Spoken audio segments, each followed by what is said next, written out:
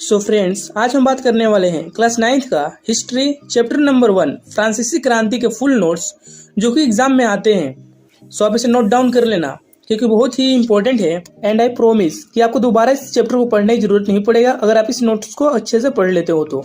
सो चलिए स्टार्ट करते हैं अपने नोट्स को। सो हमारा नोट्स स्टार्ट होता है फ्रांसीसी समाज। जो फ्रांसीसी समाज है वो क्या है उसके बारे में। 18वीं शताब्दी के दौरान फ्रांसीसी समाज जो है 3 वर्गों में विभाजित था, जिसमें से पहला था प्रथम स्टेट, जिसमें चर्च के पादरी आते थे। जो प्रथम स्टेट था उसमें जो है चर्च के पादरी आते थे, मतलब कि ईसाई धर्म के लोग आते थे प्रथम स्टेट में। और जो दूसरा था फ्रांसीसी समाज वो था द्वितीय स्टेट, जिसमें फ्रांसीसी समाज का कुलीन वर्ग आते थे। मतलब कि कुलीन वर्ग एक ऐसा सामाजिक वर्ग को कहा जाता है जिसके सदस्यों को समाज के अन्य वर्गों की तुलना में अधिक प्रतिष्ठा, मान्यता और अधिकार दिए जाते हैं। सो ये था द्वितीय स्टेट। और तीसरा है हमारा तृतीय स्टेट, जिसमें कि बड़े व्यापारी, अदालती कर्मचारी, वकील, किसान, कारीगर, भूमिगत मजदूर आदि आते थे। जो तृतीय स्टेट था उसमें जो है छोटे छोटे लोग आते थे, मतलब कि व्यापारी, अदालती कर्मचारी, वकील, किसान, कारीगर, भूमिगत मजदूर आदि आते थे, जो कि तृतीय स्टेट था। सो हमने बात कर लिया फ्रांसीसी समाज के तीनों स्टेट के बारे में। और अगला जो है हमारा प्रथम, द्वितीय और तृतीय स्टेट। मतलब कि जो प्रथम, द्वितीय और तृतीय स्टेट थे उनमें से किसको कौन सा अधिकार दिए जाते थे और किसको कौन सा अधिकार नहीं दिए जाते थे, उन सब के बारे में बात करने वाले हैं। सो पहले तो प्रथम 2 स्टेट जो थे, प्रथम स्टेट और द्वितीय स्टेट, जिसमें हमारे पादरी वर्ग और कुलीन वर्ग के लोगों को जन्म से कुछ विशेष अधिकार प्राप्त था, जैसे कि राज्य को दिए जाने वाले कर यानी टैक्स का छूट। मतलब कि जो प्रथम 2 स्टेट थे उनको कर में छूट दी जाती थी। सो अब बचता है हमारा तृतीय स्टेट, जिसके बारे में बात करने वाले हैं। तृतीय स्टेट को किसी भी तरह का विशेष अधिकार नहीं था और सिर्फ उन्हें ही राज्य के सभी टैक्स देने पड़ते थे। मतलब कि जो तृतीय स्टेट के लोग थे उन्हें किसी भी प्रकार का विशेष अधिकार नहीं था और सिर्फ उन्हें ही राज्य के सभी टैक्स को देना पड़ता था। सो ये हो गया हमारा प्रथम 2 स्टेट और तृतीय स्टेट के पूरे डिटेल, जिसमें किसको कर देना पड़ता था और किसको नहीं, और किसको विशेष अधिकार था और किसको नहीं था, उन सब के बारे में हमने डिस्कस कर लिया। अगला टॉपिक जिसके बारे में हम बात करने वाले हैं वो है हमारा टाइद और टाइल। इन दोनों डिफरेंसेस क्या है और ये क्या है, इन सबको बारे में बात करेंगे। सो पहले बात करते हैं टाइद। टाइद क्या होता है? तृतीय स्टेट से चर्च द्वारा वसूले जाने वाला कर था। मतलब कि जो तृतीय स्टेट में थे व्यापारी, वकील आदि, वो जो है उनसे जो चर्च द्वारा वसूले जाता था टैक्स, उन्हें बोलते हैं हम टाइड। और जो टाइल है वो है हमारा तृतीय स्टेट से सरकार द्वारा वसूले जाने वाला टैक्स। मतलब कि जब सरकार तृतीय स्टेट से कर लेती है तो उसे हम बोलते हैं टाइल। सो हमें यहाँ से पता चलता है कि जो तृतीय स्टेट है वो दोनों तरह के कर देती है, लेकिन जो प्रथम और द्वितीय स्टेट है उनके द्वारा कोई भी वसूला नहीं जाता है टैक्स। सो आप इसे नोट डाउन कर लेना क्योंकि ये एमसीक्यू क्वेश्चन में आ सकते हैं। अगला टॉपिक है हमारा फ्रांसीसी क्रांति के कारण। जो फ्रांसीसी क्रांति हुआ था उसका मुख्य कारण क्या था? पहला तो था समाज का वर्गों में बटा होना। जो समाज था वो 3 वर्गों में बटा था, प्रथम, द्वितीय और तृतीय स्टेट में, जो कि मुख्य कारण था युद्ध का, फ्रांसीसी क्रांति का। इसका दूसरा कारण था सामाजिक विभेद और मध्य वर्ग का उदय। मतलब कि फ्रांस जो है 3 वर्गों में बटा हुआ था लेकिन सबको एक समान अधिकार नहीं था, जो कि मुख्य कारण था फ्रांसीसी क्रांति का। और लगभग 12 अरब लिबरों का कर्ज जो फ्रांस के ऊपर था, ये भी कारण था फ्रांसीसी क्रांति का। और राजकोष खाली हो जाना, जो उनका राजकोष था वो खाली हो गया था पूरी तरह से। और लुई 16 का नया कर लगाने का प्रस्तावना। सो यही कुछ पॉइंट है जो कि मुख्य कारण था फ्रांसीसी क्रांति होने का। और इसमें आपका कम से कम 2 या 3 मार्क्स में क्वेश्चन बन सकता है। सो आप इसे नोट डाउन कर लेना और याद भी कर लेना। और अगला टॉपिक है हमारा जिसके बारे में बात करने वाले हैं वो है हमारा फ्रांसीसी क्रांति के समय समाज की स्थिति। मतलब जो फ्रांसीसी क्रांति हुआ था उसके समय समाज की स्थिति क्या थी? पहले तो फिजूल खर्ची की वजह से खाली राजकोष। मतलब कि युद्ध के दौरान फिजूल खर्ची जिसकी वजह से उनका राजकोष जो है खाली हो गया था। और ब्रिटेन के खिलाफ युद्ध में अमेरिका को सहायता से बढ़ता कर्ज का बोझ।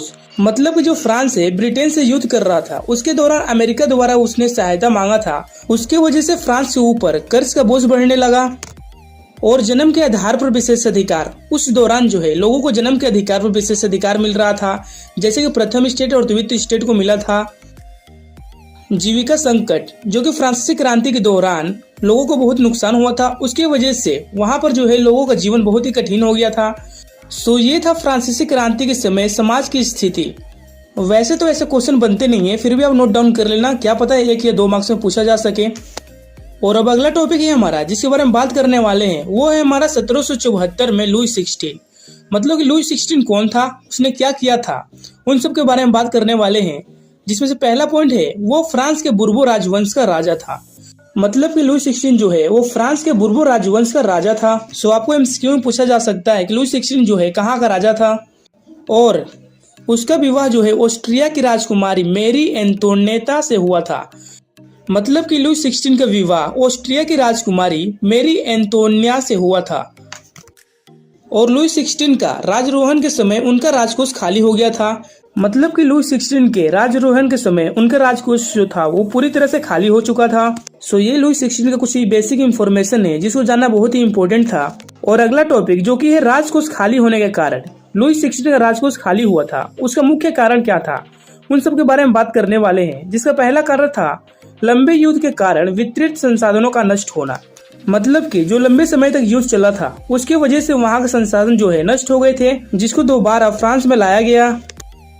और पूर्ववर्ती राजाओं की शानो शौकत का फिजूल खर्ची। मतलब कि जो फ्रांस के पुराने राजा थे उन्होंने अपने शानो शौकत में बहुत सारे फिजूल खर्ची किए, जिसकी वजह से राजकोष खाली हो गया। और जनसंख्या का बढ़ना और जीविका संकट। मतलब कि फ्रांस में बढ़ती जनसंख्या जिसकी वजह से जीविका संकट। और अमेरिका स्वतंत्रता संघर्ष में ब्रिटेन के खिलाफ अमेरिका की सहायता करना। मतलब कि फ्रांस ने अमेरिका को ब्रिटेन के खिलाफ युद्ध में सहायता किया था, उसके वजह से उनका राजकोष खाली हुआ। सो ये 3 पॉइंट है जिसकी वजह से राजकोष खाली हुआ।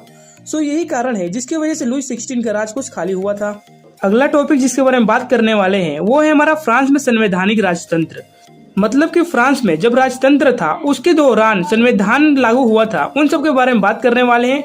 वो क्यों हुआ था, उसका कारण क्या था, उन सब के बारे में बात करेंगे। जिसका पहला पॉइंट है हमारा 14 जुलाई 1789 को कुद्र भीड़ ने बस्तिल के किला को तोड़ दिया और राजनीतिक कैदियों को रिहा करवा लिया। मतलब कि फ्रांस के लोगों ने 1789 में एक इकट्ठा होकर बस्तिल के किला को तोड़ दिया और राजनीतिक कैदियों को रिहा करवा दिया। दरअसल बास्तिल का किला सम्राट की निरंकुश शक्तियों का प्रतीक था। मतलब कि बास्तिल का किला जो होता है सम्राट की निरंकुश शक्तियों का प्रतीक होता है, जिस पर कोई अंकुश नहीं होता है। और लुई 16 ने नेशनल असेंबली को मान्यता दे दी और अपनी सत्ता पर संविधान का अंकुश स्वीकार कर लिया। दरअसल बास्तिल का किला को तोड़ने का मुख्य कारण यही था ताकि वहां का राजा के शक्तियों पर अंकुश लगाया जा सके। और 4 अगस्त 1789 की रात को असेंबली ने करों, कर्तव्य और बंधनों वाली समानता व्यवस्था को खत्म कराने का आदेश पारित कर दिया। मतलब कि जो असेंबली थी वो 4 अगस्त 1789 की रात को करों में, कर्तव्य और बंधनों वाली सारे समानता व्यवस्था को खत्म करने का आदेश दे दिया। और फाइनली 1791 में फ्रांस में संवैधानिक राजतंत्र स्थापित हुआ। मतलब कि फ्रांस में जो है संवैधानिक राजतंत्र की स्थापना 1791 में हुआ था।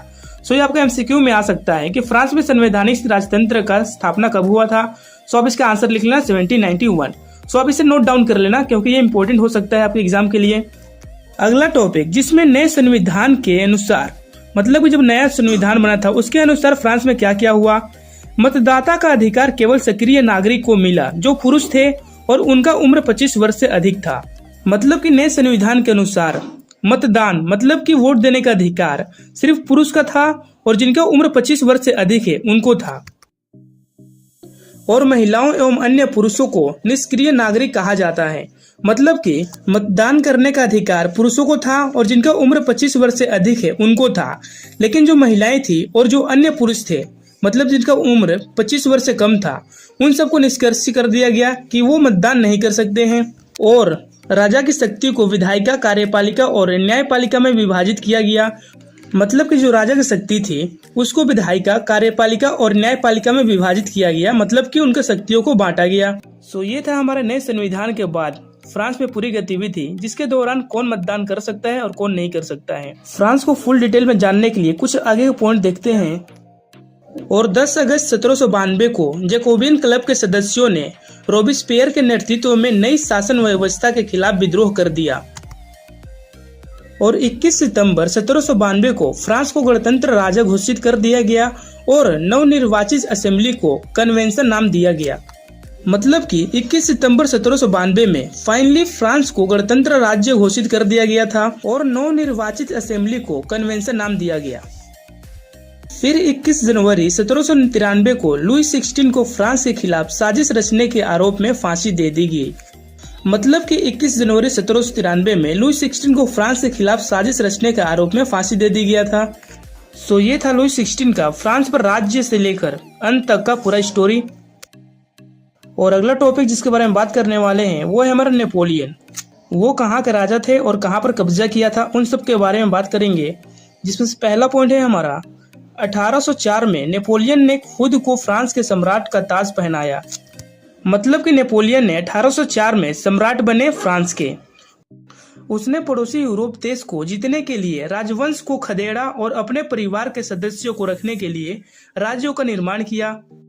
और अंत में 1815 में वाटरलू में उसकी हार हुई। नेपोलियन की हार 1815 में हुई थी और वो भी वाटरलू में। सो ये था नेपोलियन का जीत से लेकर हार तक की पूरी स्टोरी। सो हमारा चैप्टर यहीं पर एंड होता है। और वीडियो इसलिए हो चैनल सब्सक्राइब कर लेना और वीडियो को लाइक कर लेना। और अगर आपको एमसीक्यू या इंपोर्टेंट क्वेश्चन चाहिए तो कमेंट करना। And thank you so much for watching my video and bye bye.